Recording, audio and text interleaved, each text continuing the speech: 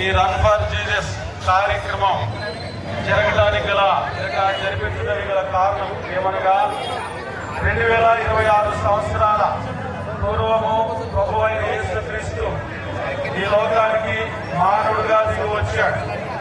ఎందుకు ఆయన మానవుడిగా ఈ లోకానికి వచ్చాడని మనం ఒక్కసారి ఆలోచన చేస్తే పరిశుద్ధ గ్రంథం బైబిల్లో ఈ విధంగా రాయబడి ఉంది.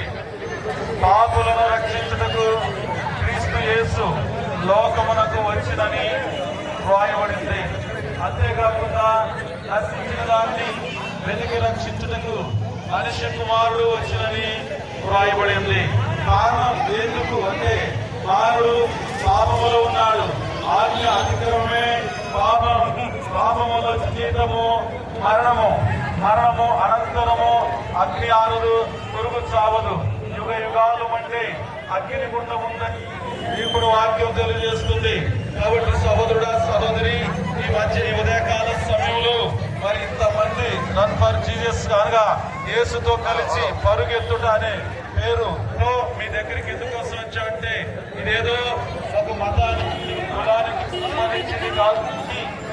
ప్రభు అయిన యేసుక్రీస్తు నామంలో మీరందరూ కూడా లోక రాజ్యాలు చేరాలని మనం చేస్తున్నాం.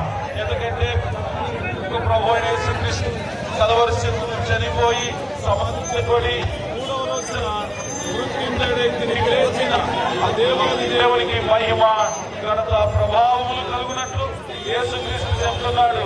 నా దగ్గర వచ్చి వారికి నేను ఎంత మాత్రమో త్రోసివేయను. ఎందుకంటే యేసు రక్తము ప్రతి పాపముల నుండి పవిత్రంగా చేస్తుంది.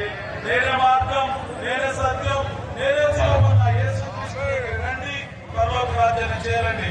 దేవుడు మిమ్మల్ని, మీ కుటుంబాలను, మన రాష్ట్రాలన్నింటినీ దేవుడిని